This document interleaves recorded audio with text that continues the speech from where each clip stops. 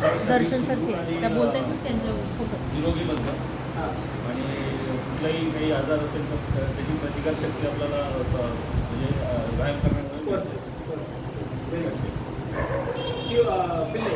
क्यों फिटनेस आपके लिए इम्पोर्टेंट है, क्यों आपने ज्वाइन किया फिटनेस? लाइफ सेडेंटरी हो गया था, बैठे बैठे काम करना तो Very बॉडी मूवमेंट्स चाहिए। Very good.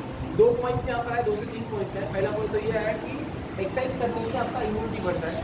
एक्सरसाइज करने से आपका जो बीमारी है वो दूर रहता है, तो बीमारी से लड़ने का जो शक्ति होता है वो बढ़ जाता है बॉडी, दैट इज इम्यूनिटी बढ़ती है।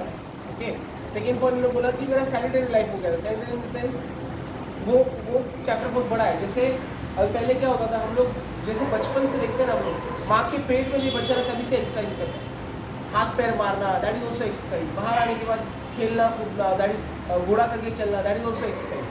तो ये अपना नेचुरल एक्सरसाइज है जो मतलब प्रकृति ने बनाया हुआ है और अपना ऑटोमेटिक अपने को समझता है करने का ये सब। लेकिन आफ्टर ए सर्टन एज, जैसे अपना ग्रेजुएशन कंप्लीट हो जाता है, अपना एक फिक्स कुछ काम हो जाता है, जैसे हाउसवाइफ हो गया या तो ऑफिस जाना हो गया, तो घर से ऑफिस जाना, बैठना, काम करना।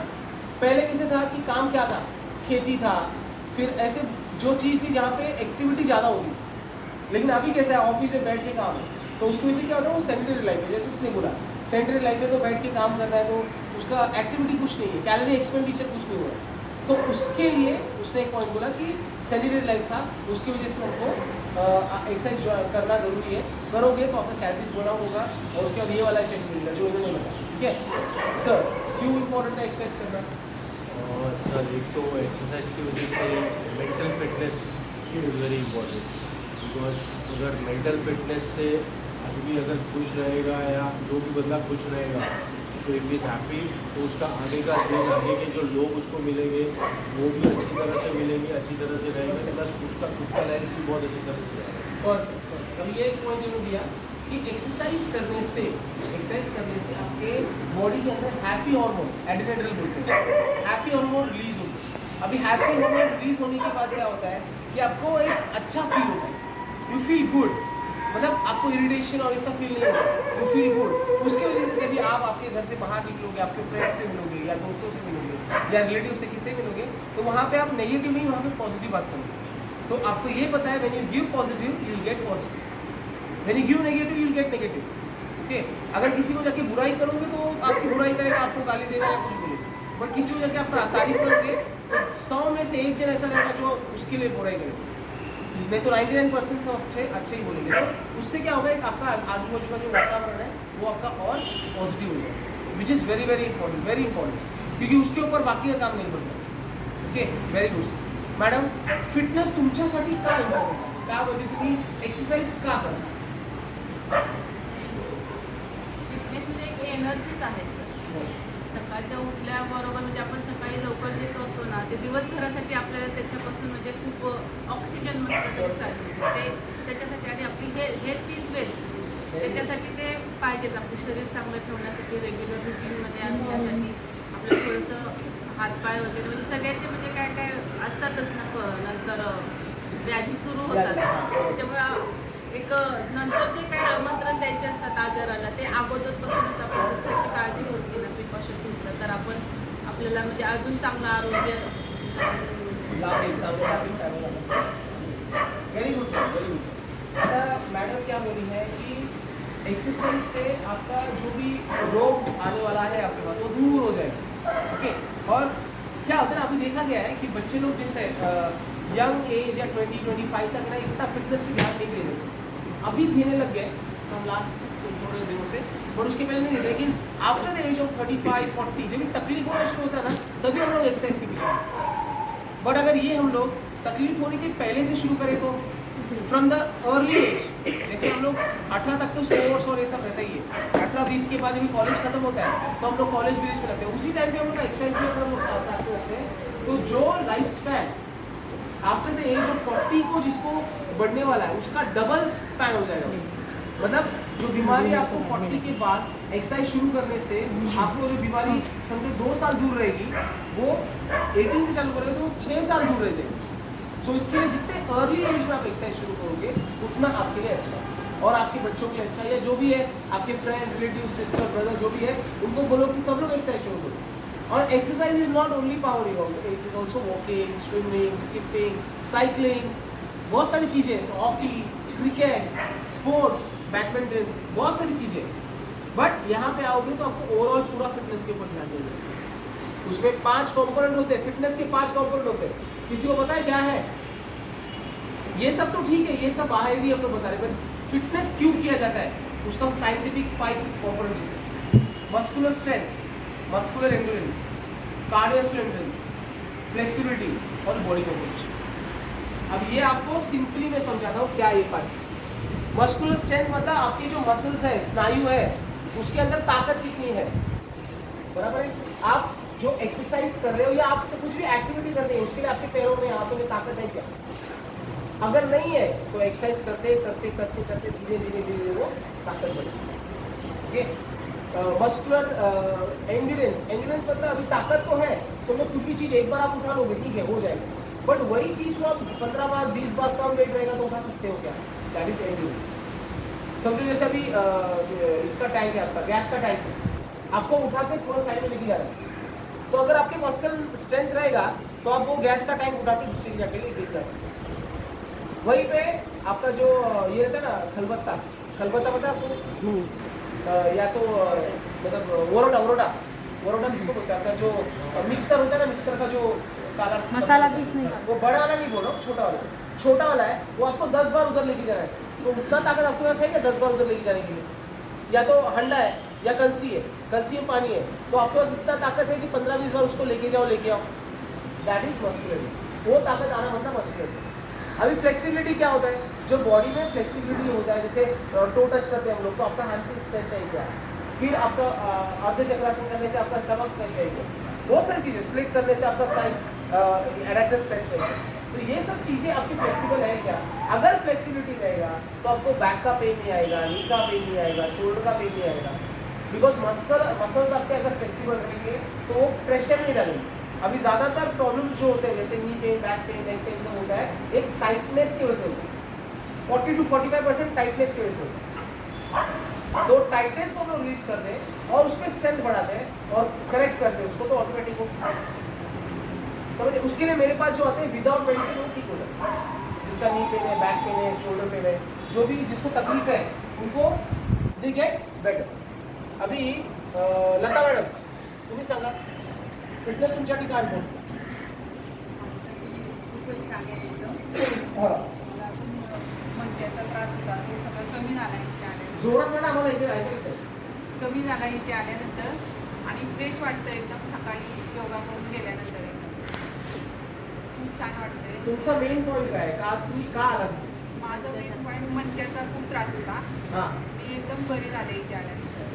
हां आता एकदम म्हणजे मला ऑपरेशन सांगितलं होतं का तुम्हाला? हो ऑपरेशन हे सांगा, हेच महत्त्वाचं आहे. आल्यापासून ते ऑपरेशन कॅन्सल. ऑपरेशन हां. कॅन्सल झाले इथे आल्यापासून. खूप छान एकदम. अभी ये भी एक इम्पोर्टेंट पॉइंट है, जैसे वो यहाँ पे आए थे तो उनके डॉक्टर ने बोला था कि अभी डायरेक्ट बेड पे लेके आपको ऑपरेशन करना है, मतलब आपका जो सर्वाइकल का बैक का ऑपरेशन करना पड़ेगा, आपका मन का हिल गया है सब ये सब है और डायरेक्ट ऑपरेशन करना पड़ेगा। उनके बेटे को भी विश्वास नहीं था, वो बोला हाँ चल भाई ऑपरेशन कर, माँ को तकलीफ होगा तो बेटे को तकलीफ होगा, वो बोले हाँ बाबा डॉक्टर बोल रहे हैं करो ऐसे, क्योंकि डॉक्टर का हम लोग 100% विश्वास है और हम लोग को भी होना चाहिए, that is very important. But अगर वो ऑपरेशन हो जाता उसके बाद वो नेचुरल होते हैं क्या, जो अभी है नेचुरली जो है उनका बॉडी फिट है या कुछ है वैसे नहीं होते। एक बार तोड़फोड़ किया उसके बाद कुछ डाल दिया उसके बाद फिर वैसे ही हर टाइम नहीं होगा, जब भी 30 आएगा ना अभी का टाइम तो दुखना शुरू हो जाएगा, क्योंकि अंदर अगर कुछ रहेगा हड्डी क्या होता है स्टील या कुछ तो उससे आपको तकलीफ होगी, समझ रहे। But naturally she is better.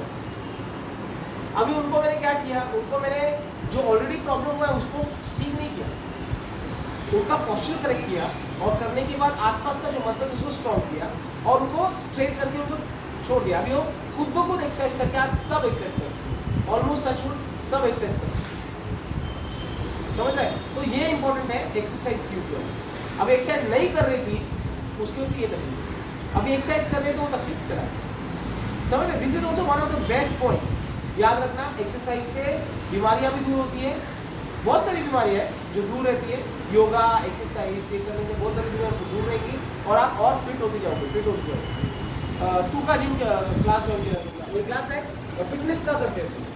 Y is fitness important for you? First point तर health and second point body flexible राहण्यासाठी. फ्लेक्सिबल हां, मला वर्क फ्रॉम होम असल्यामुळे फुल डे घरातच असते, त्यामुळे बॉडी जास्त फ्लेक्झिबल राहणं इम्पॉर्टंट आहे. कारण लॅपटॉपवर काम असल्यामुळे मी वर्क फ्रॉम होम करते तू? हां, हाँ त्यामुळे मी क्लासला जाते. पॉइंट समझ गया इसका आपको? क्यों उनको इम्पोर्टेंट? क्योंकि वर्क फ्रॉम होम है, जैसे इसने बोला सेंट्रल लाइफ होता है, ऑफिस जाके भी सेंट्रल होता है, घर में बैठेगा तो और सेंट्रल, क्योंकि वो जो जाने आने का टाइम है वो भी खत्म हो गया, तो घर में बैठ के ही काम करना है। तो ये कोरोना ने सबको सिखाया कि घर में भी काम बैठ के काम कर सकते हैं। या तो सब लोग को ऑफिस से जाने पड़ते थे, उनकी एटलीस्ट उतना एक्टिविटी होता था, अभी वो एक्टिविटी भी कम हो गया, बट उसके लिए उसने ज्वाइन किया। That's a best decision for her, because उससे उसको फायदा झाला का तुला? हाँ, उसको फायदा ही होईल. मॅडम तुम्ही का फिटनेस का करता? तुम्हाला का करायचं, एक्सरसाइज का करला पाहिजे? काय रिझन आहे? कमर पेन होतं माझं, डॉक्टरांनी सांगितले तुमचं पेन? कमर पेन. Lower back pain. हां तर डॉक्टरांनी सांगितले योगा केल्याशिवाय कमी होणार नाही. बरोबर. वजन कमी केल्याशिवाय कमी होणार नाही. बरोबर. तो ये भी एक रीजन उधर का जो था वैसे रीजन का भी है. बहुत सारे जन का ऐसे रीजन होता है जो कमर पेन था और वेट कम करना है, डॉक्टर ने भी रेकमेंड किया है करने के लिए. बहुत सारे डॉक्टर हैं जो बोलते हैं जाओ योगा करो, एक्सरसाइज करो, फिट रहो, क्योंकि उनको भी पता है कि टाइटनेस की वजह से तकलीफ है. टाइटनेस की वजह से तकलीफ है, टाइटनेस कम हो जाए तो ऑटोमेटिक आपका तकलीफ कम. बिकॉज रिपोर्ट में उनको दिखता है, लेकिन हम लोग डर जाते हैं, अरे कुछ हो जाएगा तो कुछ हो जाएगा क्या, क्योंकि सी एज अ व्हाट इज से पेशेंट्स वी डोंट नो कि एग्जैक्टली क्या है आप लोगों को, क्योंकि उसमें आपका पढ़ाई नहीं है या स्टडी नहीं है, बराबर है. मैं रिपोर्ट देखता हूँ, मुझे पता चलता है कि क्या तकलीफ है क्या नहीं है, ये ठीक हो सकता है नहीं हो सकता. अगर नहीं हो सकता तो ऑपरेशन करो, बट टच छोड़ के अभी तक मैं किसी को नहीं बोला कि जाके ऑपरेशन करो, इधर ही ठीक होता है और हो गया बहुत सर्विस. अगर मेरा पत्ते जो बोलेगा वैसे पालेगा तो विदाउट ऑपरेशन वो भी बेटर होता है, बहुत जल्द बेटर होता है. तो ऐसे तो मग ते उन्होंने जॉईन केली की तुमचा लोअर बॅकअप पेन था, आता के पेन कमी झाला का तुमचा, देख ये भी रीजन है. तो ये सब चीज़ें हैं. तू का क्लास फिटनेस का जॉईन केलेस तू त्रास नाही व्हायला पाहिजे. कशामुळे? पुढे जा. वेरी ये पॉइंट मैंने अभी डिस्कस किया था शुरुआत में कि यंग बच्चे अब तक ज्वाइन नहीं कर रहे थे, लेकिन अभी करने लगे. पहले नहीं कर रहे थे, वो लोग बोलते क्या हम लोग क्या जरूरत है, हम लोग बहुत जन का तो यही रीजन रहता है कि हम तो फिट है, हमको क्या जरूरत है, हम तो फिट है, हमको क्या जरूरत है. लेकिन आज अगर आप देखोगे जो हार्ट अटैक आने का जो ये हो गया लाइक अराउंड 24 से लेके 34 से लेके 34-35 की एज में भी हार्ट अटैक्स आ रहे हैं. और ये क्यों आ रहा है? ये लाइफस्टाइल की वजह से. 5 दिन काम करना है, 2 दिन छुट्टी रहता है, फ्राइडे को पार्टी करना दबा के, सैटरडे को घर पे, फिर सैटरडे को मूवी भी गया, उधर जाके जंक फूड, फिर संडे को घर पे रहता है, तो संडे को कुछ घर पे जंक बनाओ, यानी कुछ मन नहीं करा चलो पिज्जा हो गया. यही चल रहा है 3 दिन. बाकी सब दिन अपना घर का खाना माँ बाप बना के दे रहे हैं, चलो जाओ खाओ, लंच में ये खाया वो खाया, हाँ मैं तो बहुत अच्छे से खाया. बट फ्राइडे दारू पार्टी सब, मतलब पूरा गड़बड़ हो रहा है ये सब. और इसकी वजह से लाइफस्टाइल चेंज होने की वजह से आज 24 से 34 के उम्र के बीच में हार्ट अटैक्स आने शुरू हो गए. और ये नहीं आने चाहिए, ये नहीं आने चाहिए. इसके लिए फिटनेस ज्वाइन समझ गए. ये आप लोग से ही पॉइंट ले रहा हूँ, आपको ही बता रहा हूँ क्या है. तू का जॉईन केलास? फिटनेस तुझ्यासाठी का महत्वाचं आहे? खुल्ला होऊन बोल, काही प्रॉब्लेम नाही, एकदम फ्री बोल. नाही नाही, हिंदी मराठी चालेल.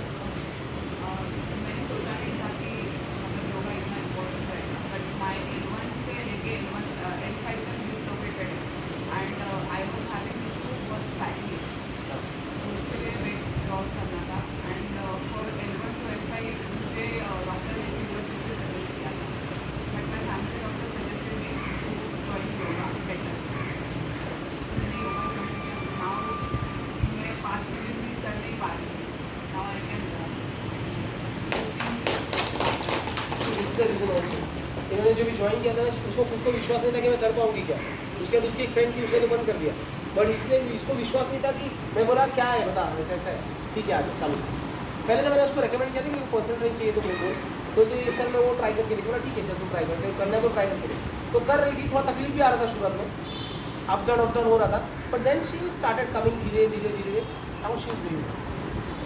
यही है फ़ायदा, क्योंकि हमारा जो वर्कआउट्स रहता है ना वो भी पोस्चर करेक्शन के साथ ही रखा रहता है, जो आपका ग्रुप वर्कआउट्स आहे तो उससे भी आपको फायदा होतो. तुम्ही काय जॉईन केलं मॅडम आणि तुम्हाला काय फायदा झाला क्लास जॉईन करून? जोरात जोरात उत्तर देऊ द्या. मला मोस्टली वेट लॉस करायचा होता. त्याच्या पहिला काय त्रास होतो तुम्हाला? ॲक्च्युली मी वेट लॉस म्हणजे वेट गेन केलं होतं आणि मला लेफ्ट नी पेन पण होता. नी पेन होता, left knee pain. Knee pain पण होता. सो इथे आल्यानंतर माझा वेट लॉस कमी झाला होता. किती कमी केलं तुम्ही? मी अप्रॉक्स 8 kg कमी केलं. वाव. आणि एक्सरसाइजमुळे माझं नी पेन पण खूप कमी झालं आहे. मी प्रॉपरली माझ्या ॲक्टिव्हिटीज करू शकते आणि इव्हन वेट लॉस झाल्यामुळे मी माझे बाकीच्या हॉबीज पण कंटिन्यू करू शकते. सो खूप पॉझिटिव्ह फील्स येतात इथे आल्यानंतर आणि डे पण खूप छान पॉझिटिव्हली स्टार्ट होतो आफ्टर Very good. समझ गया ना क्या बोला उसने? आगे उसको स्विच नहीं करो. मैडम तुम्ही का फिटनेस का जॉईन केला? 2 जण आले, 3 जण. 2022मध्ये थायरॉइड झाला होता. थायरॉइड. डॉक्टरांची बघून बघितलं त्यांनी मला सांगितलं की जर थायरॉइड कंट्रोलमध्ये आणायचं असेल तर तुम्ही योगा join योगा करा. आणि एक्सरसाइज करा. थायरॉइडमुळे वजन वाढत चालू कॉमन है सबकी बहुत थायरॉइड, बहुत सारे जन थायरॉइड. मग मी तुमच्याकडे मी योगा जेव्हा जॉईन केलं तेव्हा माझं 0.7 होतं आणि आता 0.3 आहे. Very good. She is done well. उनका वेट लॉस भी अच्छा हो गया है तो she is done well.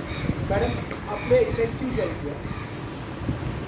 Exercise क्यों करते हो? क्यों चेक किया क्या लिए करते हो? मुझे ऐसा लग रहा है 40+ आते आते बॉडी के अंदर जो एक पेन बढ़ रहा है. चेंजेस होते हैं. हाँ, तो उसके मुझे ऐसा लगा कि एक्सरसाइज करने से उससे मुझे पहले भी काफ़ी फर्क पड़ा.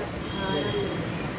Very nice. This is also one of the reason after age of 40, जैसे 40 के बाद जब भी लेडीज लोग को 30 ये हो जाता है लाइक 45, 46, 48 के बाद, तो वो टाइम का जो टाइम रहता है उसको पोस्ट मेनोपॉज वो वाला जो टाइम रहता है उसको भी कंट्रोल करने के लिए योगा बहुत इम्पोर्टेंट है, क्योंकि वो टाइम पे आपका मूड स्विंग से लेके इरिटेशन से लेके सब कुछ होता है. हॉट वेव्स और मूड स्विंग और मतलब यू फील लाइक ऐसे कोई सामने उसका खून कर दो. बट योगा करने से आपका माइंड काम होता है, बॉडी काम होता है, फील गुड होता है, तो धीरे धीरे धीरे वो टाइम कभी निकल जाएगा पता नहीं चलेगा. तो that is also the benefit of yoga. तुमचं आहे मॅडम बोला.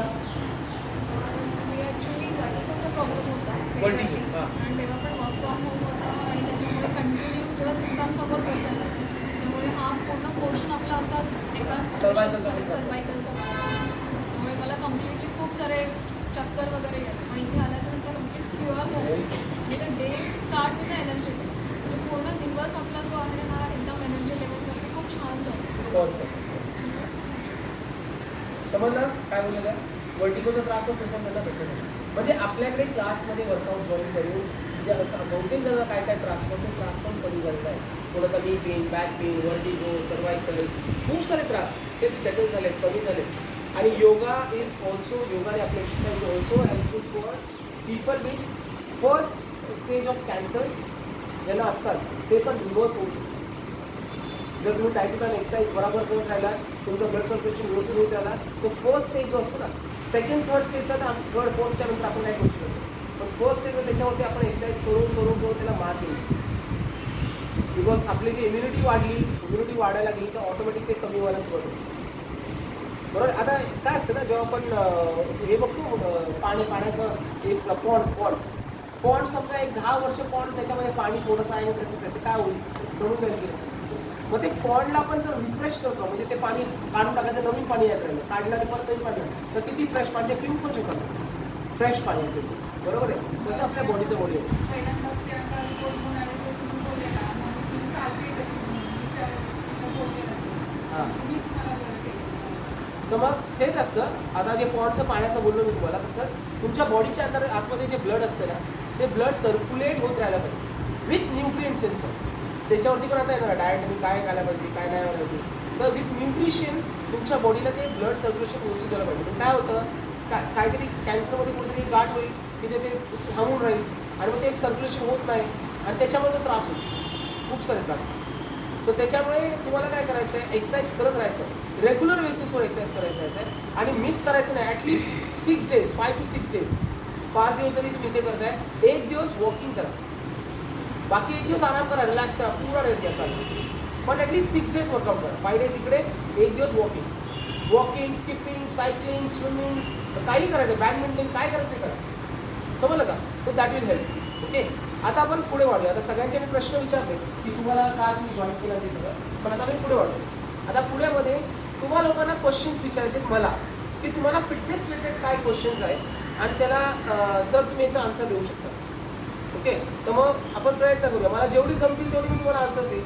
नसेल तर मी तुम्हाला एक दिवस नंतर जर परत तुम्हाला आन्सर देईल. ओके, ग्रुपमध्ये सेंड कर.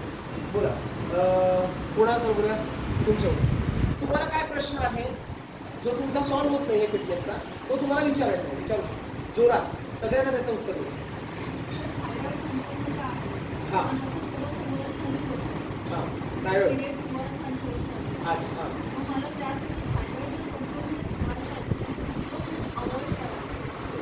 फ्रुट्स, व्हेजिटेबल, खाणं काय आवडतं? आता थायरॉइड असू द्या, PCOD असू द्या, PCOS असू द्या, there are 3-4 things which you should avoid. First is Chinese food जे आहे ना, अजिनोमोटो आणि चायनीज, कम्प्लिटली कम्प्लिटली थायरॉइडमध्ये खायचंच नाही. सेकंड थिंग, गोबी पण आपण खायचं नाही थायरॉइडमध्ये, कारण ते पण एक हॉर्मोन रिलीज करतात. ते हॉर्मोन्स तुमच्या हॉर्मोन्स, आता थायरॉइड पहिले हे समजून घ्या. थायरॉइड म्हणजे एक सर्कल असतो आपला, ते हॉर्मोनचा सर्कल असतो बॉडीवर, बरोबर आहे. आता लेडीज लोकांचा कसा पुरा सर्कल असतो, दर महिन्याच्या 25-26 दिवसानंतर त्याला तुम्हाला तो सायकल सुरू होतो, बरोबर आहे. तो सर्कल असतो, हे ना देवाने व्यवस्थित बनवलेलं आहे आपल्या पुरुषाला. लेडीज लोकांचं वेगळं, जेंट्स लोकांचं वेगळं. तर थायरॉइड म्हणजे काय ते सांगतो. आता ते हॉर्मोनचा जो सर्कल आहे तो प्रॉपर चालत राहिला तर तुमची रुटीन प्रॉपर राहील, काही त्रास होणार नाही. त्यासाठी तुम्ही ॲक्टिव्ह राहिलात, एक्सरसाइज करत राहिलात, न्यूट्रिशनली गुड फूड खात राहिलात तर तुम्हाला काय त्रास होणार नाही. पण काय होतं थायरॉइडमध्ये, त्या सर्कलमध्ये एक असा काहीतरी छेद येतो, जे तुटतो तो सर्कल. म्हणजे हा इथून असा चालला आहे, इथे तुटला, मग इथून असा गेला, मग इथून असा असं असं असं असं करून परत इकडे आणि परत त्या सर्कलला जॉईन. म्हणजे हा इथून इथे गेला आणि इथे जेव्हा तुटला ना तर ते तुमचे दिवस वाढले किंवा कमी झाले. पिरियड्सचे जे दिवस असतात ते वाढले किंवा कमी झाले आणि परत मग असं आलं. मग एक्सरसाइज, मेडिसिन ह्याच्यामुळे काय होतं, हे असं जातं आणि इथं थोडंसं घेऊन असं परत येतं, समजलं. आणि हळूहळू एक्सरसाइज, डाएट, एक्सरसाइज आणि मेडिसिन्स हे प्रॉपर असतील, ते सर्कल पूर्ण व्यवस्थित सगळं, समजलं. थायरॉइडचा रिझन समजलं तुम्हाला. थायरॉइडमध्ये आता त्याच्यामध्ये खायचं काय नाही. पहिलं तर चायनीज कम्प्लिटली अवॉइड करायचं, कोबी कम्प्लिटली अवॉइड करायची, तुमचं सोयाबीन असतं ना, सोयाबीन आपण चंक्स असतात किंवा सोयाबीनचे सीड्स असतात, कारण त्याचा स्वतःचा एक हॉर्मोन आहे आणि तो हॉर्मोन तुमच्या हॉर्मोन गुंतवून त्रास होतो, ते अवॉइड करायचं. जर नॉनव्हेज कोणी असेल तर नॉनव्हेजमध्ये ज्या व्हाईट कोंबड्या असतात ना, काय म्हणतात, बॉयलर, त्या कम्प्लिटली अवॉइड करायच्या. का? कारण त्या बॉयलर पूर्वीच्या नॅचरली जे वाड्याच्या कोंबड्या होत्या त्या इंजेक्शन टाकून इंजेक्शन म्हणजे हॉर्मोनल इंजेक्शन. आता हॉर्मोनल इंजेक्शन त्या कोंबडीमध्ये टाकलेलं आहे, पण ते कोंबडीमधून कम्प्लिटली निघालंय का की नाही निघालं आपल्याला काय माहिती, समजलं का. त्या कोंबडी वाढते तर आहे, पण त्याच्या आतमधला हॉर्मोन जो आहे टाकलेला ते वाढतंय की कमी झालंय की नाही आपल्याला कळलं नाही. आणि मोस्टली त्याच्यामध्ये असतं, समजलं का. मग ते आपण घरी आणतो, कापतो, आपल्याला थोडं दिसतंय काय त्याच्यात आणि खातो. मग ते हॉर्मोन्स परत आपल्या बॉडीमध्ये जातात आणि ते आपल्याला पण त्रास देतात, आपल्याला, आपल्या मुलांना.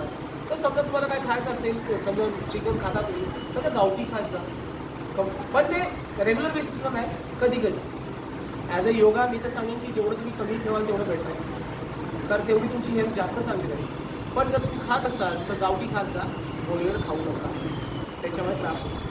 ओके, हे लक्षात झाले. हे प्रश्नाचं उत्तर तुमचं क्लिअर झालं. तर अजून तुम्हाला काय प्रश्न आहे मॅडम? तुम्हाला काय प्रश्न आहे का फिटनेसमध्ये? D3 अजून एकच. D3 म्हणजे काय? पहिले सगळ्यांना ते माहिती आहे का? सांगा, D3 म्हणजे काय? सूर्यामधून येते, बरोबर आहे. अजून D3 म्हणजे काय? D3 काय इम्पॉर्टंट आहे बॉडीचं? बोनच्या हेल्थसाठी.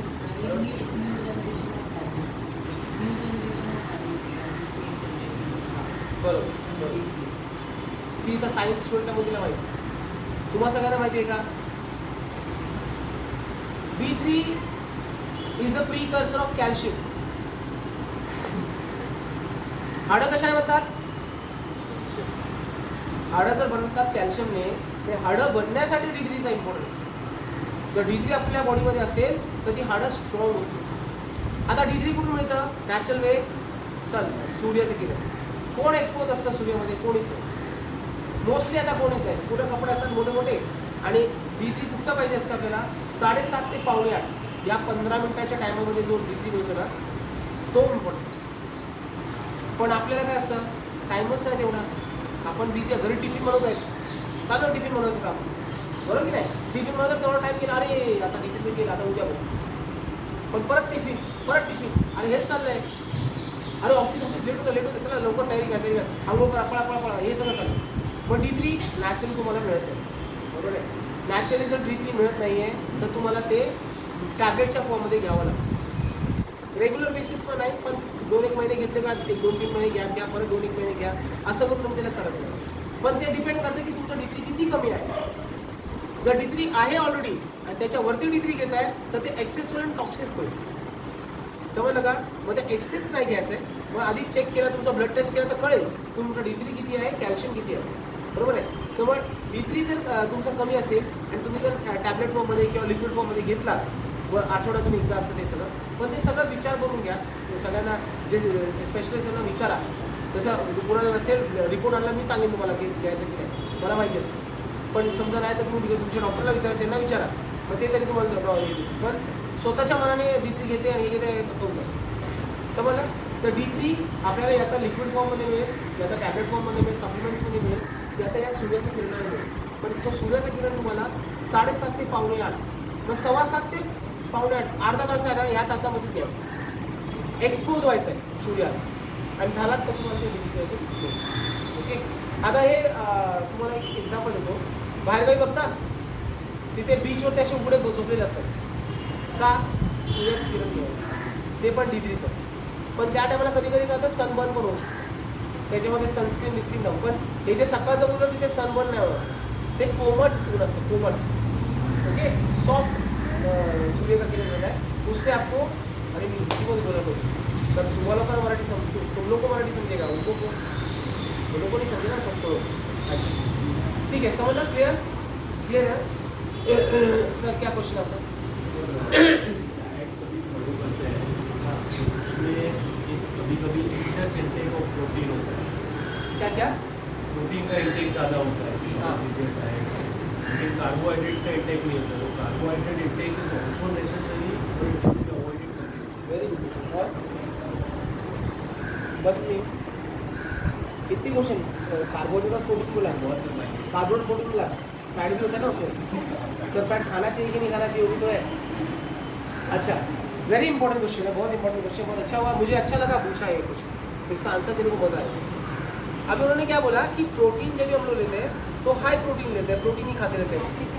कार्बोहाइड्रेट का जरूरत है या नहीं है, बराबर है? अभी मुझे ये बोलो, प्रोटीन हम लोग जो लेते हैं, सर आप कितना प्रोटीन लेते हैं दिन में? प्रोटीन इंटेक ही रहता है. बताओ क्या क्या खा रहे हो? पनीर रहता है, स्प्राउट्स रहता है, मिलेट्स रहता है, ज्वार रहता है. ज्वार रात में लेता है, बाजरा बाजरा रहता है. तो ज्वार कार्बोहाइड्रेट हो गया, फाइबर प्रोटीन कार्बोहाइड्रेट. मिलेट्स भी कार्बोहाइड्रेट, ग्लूटेन नहीं है उसमें. आप समझ रहे हो? वेट बढ़ता है इसके लिए कि उसमें ग्लूटेन रहता है उसमें. तो गेहूं में ग्लूटेन रहता है, राइस में स्टार्च है. वो नहीं है ये दोनों, ज्वार और बाजरा. बट उसमें प्रोटीन थोड़ा है ही, उसके साथ आपको फाइबर्स और ये कार्बोहाइड्रेट. Yes yes. और क्या है? Carbohydrate is the only food goes to your brain. आपका दिमाग चलने के लिए कार्बोहाइड्रेट काम में आता है. कार्बोहाइड्रेट्स. ओके, अभी सबको ये भी पता नहीं कार्बोहाइड्रेट्स क्या है. 3 चीज़ें, प्रोटीन, कार्बोहाइड्रेट और फैट. इसके अंदर अपना जो खाना है उसको डिस्ट्रीब्यूट करें. ओके, प्रोटीन क्या होता है? जैसे चिकन है, एग है, जैसे अपना स्प्राउट्स है, मूंग, मटकी, मसूर, पनीर है, मखाना ऑल्सो, उसमें दोनों मिक्स है. मखाना है, फिर चना है, बहुत सारी चीज़ें हैं, मटन है, जो भी आप खाते हो प्रोटीन से, उसमें मिल्क है, उसमें से प्रोटीन आएगा. तो ये सब प्रोटीन के सोर्सेस हैं.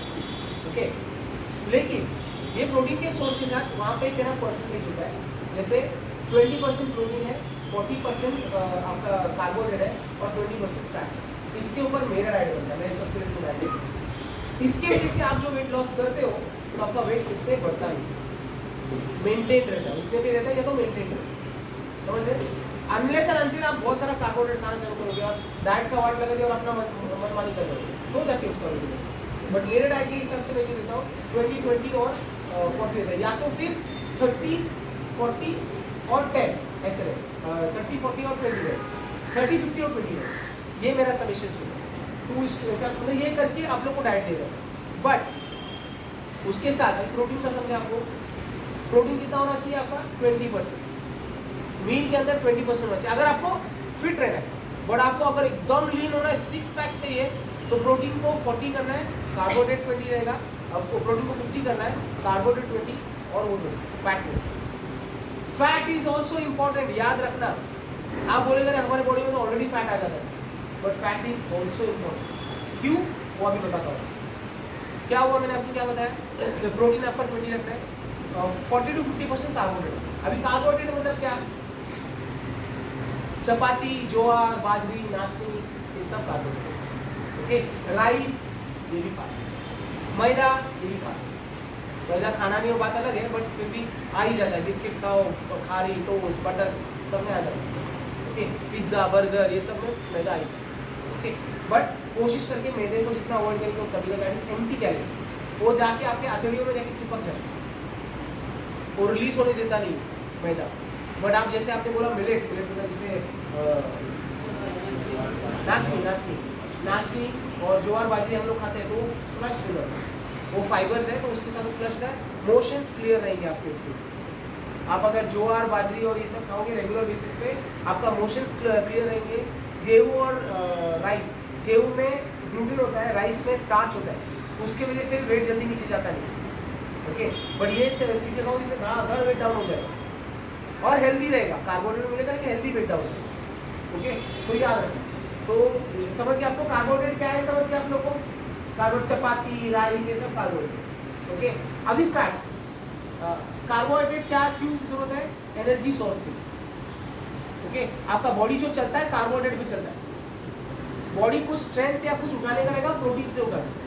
प्रोटीन मतलब मसल्स, आपके बॉडी के जो मसल्स बनते हैं, वो मसल्स की वजह से आपका बॉडी को वो स्ट्रेंथ मिलता है, कुछ भी उठाने के लिए, लेके जाने के लिए, लेके आने के लिए, पैरों में स्ट्रेंथ, हाथों में स्ट्रेंथ, दैट इज प्रोटीन। वो स्ट्रेंथ के लिए प्रोटीन चाहिए। कार्बोहाइड्रेट क्यों चाहिए, एनर्जी के लिए। रनिंग कर रहा है, जॉगिंग कर रहा है, कुछ कहीं उठना है, जाना है, आना है, सामान उठा के जा रहे हैं, तो उसके लिए एनर्जी चाहिए, वो कार्बोहाइड्रेट चाहिए। अभी फैट क्यों इम्पोर्टेंट है, कोई बता सकता है क्यों फैट इम्पोर्टेंट है? ये सबका क्वेश्चन मार्क है। कार्ब कम हो जाता है तो फैट एनर्जी सोर्स बन जाता है। लेकिन कार्ब आपको इंडियन डाइट में कार्ब कभी कम होता ही नहीं है, हाँ, जितना क्या होता है कार्ब होता हर है, जगह। तो फैट की इम्पोर्टेंट वो बता रहा है। तो समझ गया, तुझे बोलने का समझ गया, तो साइंटिफिकली मैं पढ़ से समझ जाएगा, लेकिन ये लोग नहीं समझे। अरे तो बोला फैट एक और मैंने सुना था, जो ओमेगा फैट्स होते हैं, ओमेगा फैटी एसिड्स होते हैं, वो भी वेट लॉस में हेल्प करते हैं। अब पता नहीं कितना करेक्ट हाँ है। बराबर है। नहीं, लेकिन बराबर है। फैट क्यों इम्पोर्टेंट वो बता, अभी तक उधर नहीं गई। अच्छा, बस बोल बस बोल बस बोला सर। फैट का बॉडी फ्लेक्सिबिलिटी मतलब लुब्रिकेशन हाँ ते पण लुब्रिकेशन आहे, मोशन क्लिअर करण्यासाठी ते एक याचं काम करतं, म्हणजे फ्लश आउट करण्यासाठी काम करतं, म्हणजे काय म्हणतात ऑइलीनेस असतं ना, त्याच्यामुळे आपला मोशन्स क्लिअर होतात. ठीक आहे, अजून कॉन्स्टिपेशन में हेल्प होतं. हां दॅट्स ऑल्सो ओके. और Fat is a stored form of energy. That's also That's why fat is a stored form of energy. अभी ये लोग का वैल्यू बताऊंगा मैं क्या क्या है, प्रोटीन कार्बोहाइड्रेट फैट का वैल्यू भी कितना है ना, वो भी बताऊंगा, एनर्जी में कितना यूज होता है उसका. हाँ बोला तू जर कार्ब्स कमी होतात तर शरीराला इन्स्टंट एनर्जी असते किंवा तीच बोली ना, म्हणजे रोज राहतो ते नाही. हां आणि आता जसं तुम्ही बोललात की मसलसाठी मसल बिल्डअपसाठी प्रोटीन गरजेचं आहे. कार्ब्स गिव्स एनर्जी, मग फॅट्स की जे मेकॅनिझम आपण करतोय ते प्रोसेस करायला हेल्प करतं. लाईक आपले हाडं असतात त्यांना एक ऑइलिंगची गरज असते, दॅट ते प्रोव्हाइड प्रत्येक जॉईंट्समध्ये ऑइल वगैरे ते सायनोवियल फ्लूइड वगैरे बनण्यासाठी फॅट आवडतं. ठीक आहे, हे भी ठीक आहे, लेकिन सिंपल एकदम बोलते हैं ना एकदम लेमैन्स लैंग्वेज में बता रहा हूँ, फैट के ऊपर। विटामिन ए, डी, ई, के, ये सब फैट सोल्यूबल विटामिन है। आंखों के लिए, हेयर्स के लिए, स्किन के लिए जो लगता है वो विटामिन लगते हैं, ए, डी, ई, के। समझ गया? तो ये विटामिन जो है ये फैट सोल्यूबल विटामिन है जो आपके चर्बी में ही स्टोर रहेगा। वाटर सोल्यूबल में विटामिन सी आता है, बी आता है, लेकिन फैट सोल्यूबल ये चीज़ है। तो ये अगर चीज़ें अपना फैट एकदम ही कम रहेगा, अगर फैट एकदम ही कम होगा तो बाल गलने का तकलीफ, आंखों से दिखने का तकलीफ, स्किन में रैशेस, बहुत सारी चीज़ें शुरू हो हाँ बता दो पहले ये तो क्लियर करो। समझ गया आप लोग को फैट क्यों इम्पोर्टेंट समझा आपको? तो एक मात्रा में जैसे मतलब 20% फैट होना चाहिए, या तो 18 to 15% भी चलेगा, वो होना चाहिए। ये इसके लिए होना चाहिए कि वो जो हम लोग खाते हैं that is should be healthy fat.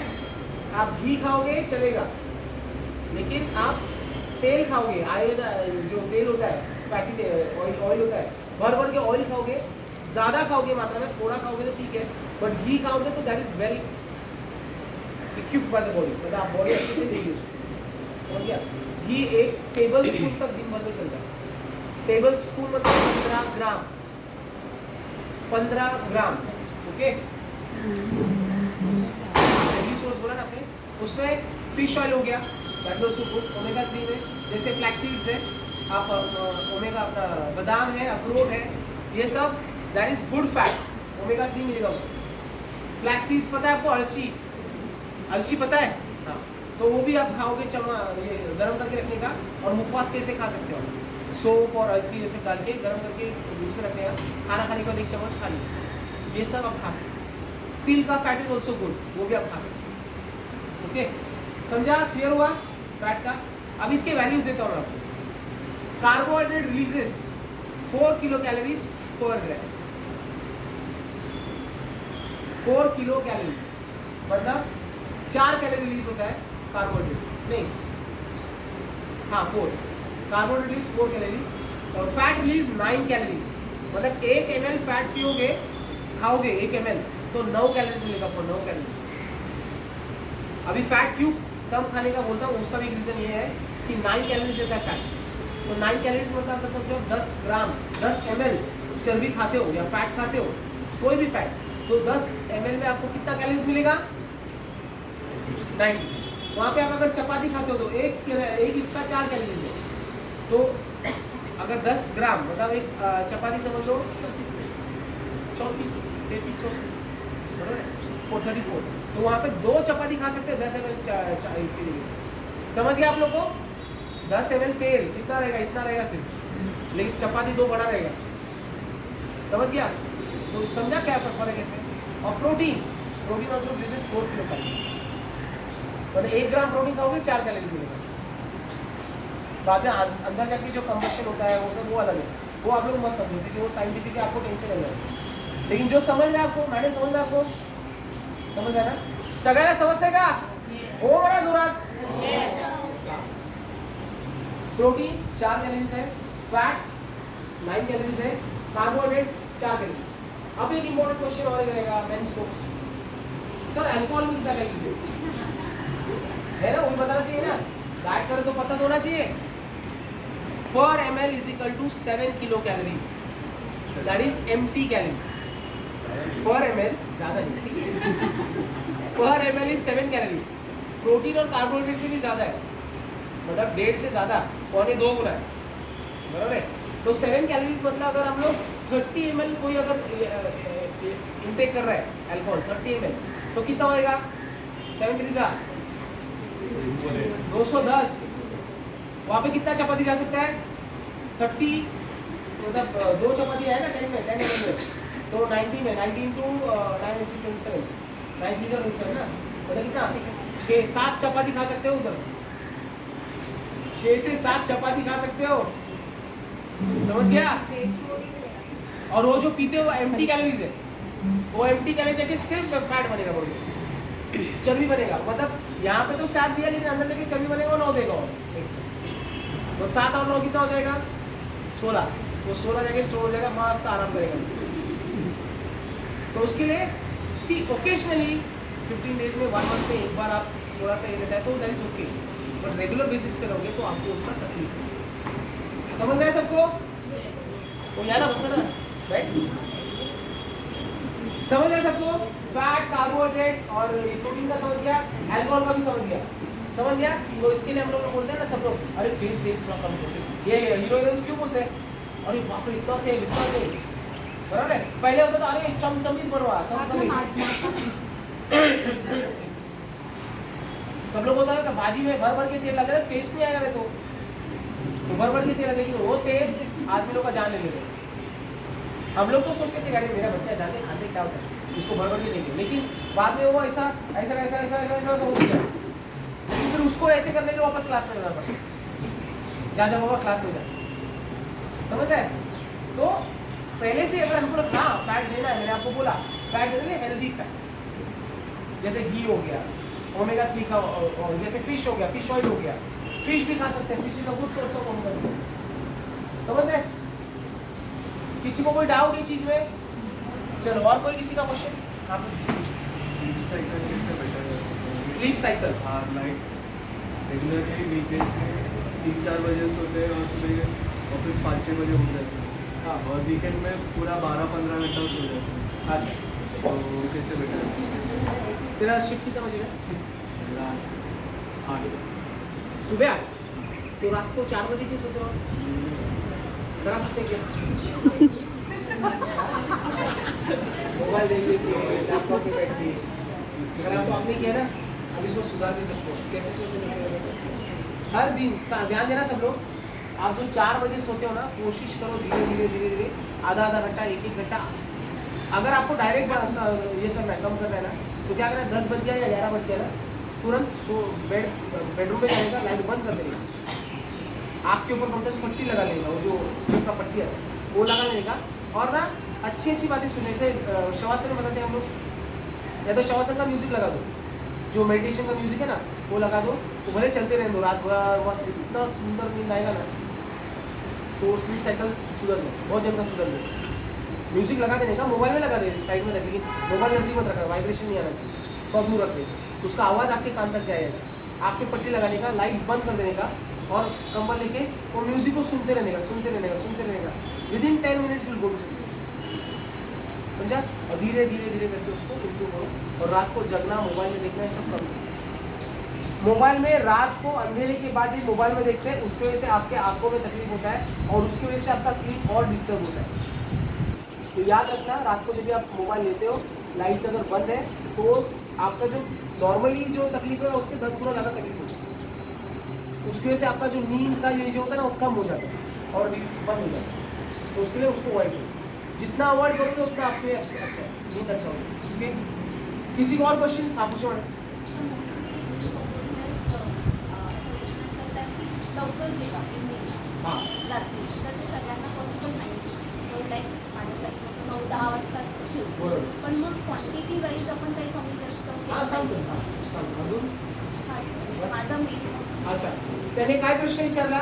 त्याने प्रश्न विचारला की आपण सगळे बोलतात की डाएटमध्ये आपण लवकर जेवायला पाहिजे, 7-7:30 पर्यंत जेवून व्हायला पाहिजे, पण सगळ्यांना पॉसिबल नाही. That is very important. हाँ, वो सबको पॉसिबल नहीं है, क्योंकि 7:30-8 बजे तक खाना खाना, हस्बैंड वाइफ दोनों वर्किंग होने की वजह से घर में खाना बनता भी नहीं है, आके बनने के बाद फिर खाते खाते 9-9:30 बजे। सॉरी। तो इसके लिए हम लोग क्या कर सकते हैं, रात का जो खाना रहता है ना, उसमें आपका जो कार्बोहाइड्रेट का लेवल है उसको कम कर सकते हैं।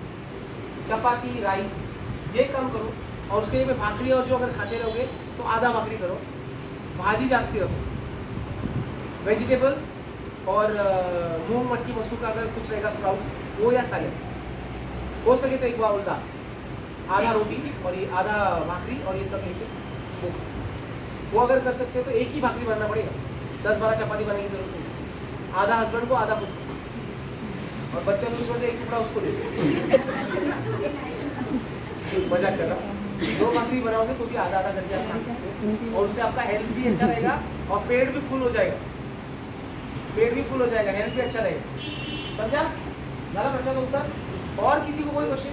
पूर्ण कमी करणे डिपेंड आहे पूर्ण कमी करणे काय काम करे गोरणे गोरणं कमी करायचं गोरणं कमी करण्यासाठी एक क्लिप येतो रात्री झोपताना. ते असं मिळतं ना मेडिकल नाका लावून ठेवला ना ऑटोमॅटिक ते कमी ऑटोमॅटिक कमी होतं सर बोलतात त्याला काय म्हणतात सर नेचुरल कुछ प्रोसेस नहीं होता नेचुरल नेचुरल प्रोसेस में ना वो सोच जो होती है ना अपनी अंदर चलती रहती है ना उसकी वजह से वो गोरना आता है. दिन भर हम लोग क्या अलग कैसे करें पर नींद तो जैसे बेड पे सोने के बाद तुरंत नींद आ जाती है तुरंत नींद आती है. हाँ वही नींद आती है. मॅम थोडंसं क्रॉस झोपलं ना त्याने पण कमी होतं माझे मिस्टर असे ना सरळ झोपले जास्त घोरायला त्याचं त्यांचं कमी झालं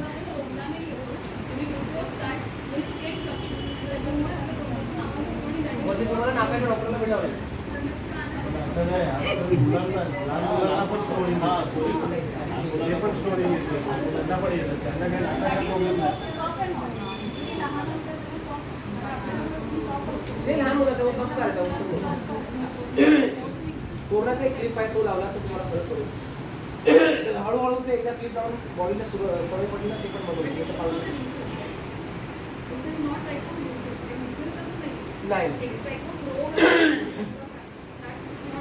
ये रोग पण नाही म्हणू शकत ना. टायर्डनेस की वजह से ही होता है वही बोला स्ट्रेस रहेगा सोच रहेगा टायर्डनेस रहेगा तो ऐसा होता है.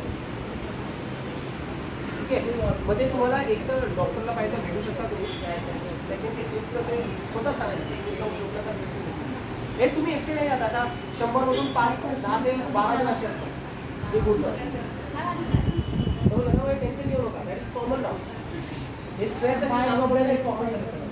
हा बोला.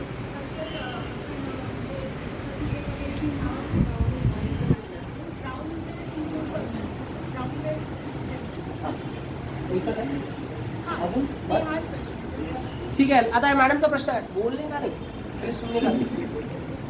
आता इनका प्रश्न क्या था बोलो सर. नहीं सर तो क्यों वो कुछ लास्ट टॉपिक के ऊपर अच्छा लास्ट टॉपिक मैंने बताया ना आपको डाउट है लास्ट टॉपिक सर बोल काय सांगायचं बोलण्यात सांगायचं आहे. देखो मैडम का क्वेश्चन था कि is brown bread healthy for your body और नो. अभी क्यों नो वो बताता हूँ. पहली बात तो ब्राउन ब्रेड जो बनता है ना उसमें आई वॉज अ बेकर. मैंने दादर केटरिंग कॉलेज से बेकरी का कोर्स किया पेस्ट्री से लेके केक से लेके सब पता है. तो ब्रेड भी कैसा बनता है ब्राउन ब्रेड भी कैसे बनता है उनको समझ है. तो what is brown bread. Brown bread is nothing but just the colour mostly. और अगर हेल्दी बोलते ना मल्टीग्रेन ब्राउन ब्रेड उसका मतलब क्या है मालूम है आपको. उसके ब्रेड के साइड में जो दिखता है आपको वो ग्रेन है बराबर है. वो येड़ा बड़ा काम है ग्रेन है वो तो मल्टी हो गया. कलर डाला उसको मैदे के अंदर तो ब्रेड बनाया और साइड में से ग्रेन दिया मल्टी ग्रेन. समझ गया. ये ट्रिक्स है लिटरली ये ट्रिक्स है. इसकी वजह से और जो मैदा रहता है ना अगर उसमें हम लोग एकदम जेन्युइन है ना जेन्युइन रहेगा तो भी 30% ही डालेगा सिर्फ ये होल व्हीट. हां ते बोलायसाठी ॲड केले मॅडम. होल व्हीट म्हणजे 30% ते सांगू तुम्हाला 30 to 40% से को लोग गेहूँ डालते हैं और बाकी का बिकॉज अगर 60-70% मैदा लेगा ना वो ब्रेड बनेगा ही नहीं. वो ब्रेड बनेगा ही नहीं. ब्रेड हम लोग बनाते थे हमको पता है. सर ये सबसे तो अच्छा नेचुरल ब्रेड ही खाना ठीक है. नेचुरल चपाती नहीं सर ब्रेड भी खाना ही है तो जो नॉर्मल मिल रहा है वो वाइट ब्रेड ही खाने का नहीं मैदा तो मैदा ही है सब जगह खराबी होगा उससे आपको तकलीफ होगा. बट पॉसिबली अगर ब्राउन ब्रेड हाँ एक क्यों होता है ब्राउन ब्रेड क्योंकि बहुत जिनको लोग इजी लेते हैं काम की वजह से टाइम एवढं बंद करून परत तो लावा थोड़ा ब्रेड लिया तो अरे वाह बट हम लोग येड़ा बन रहे उधर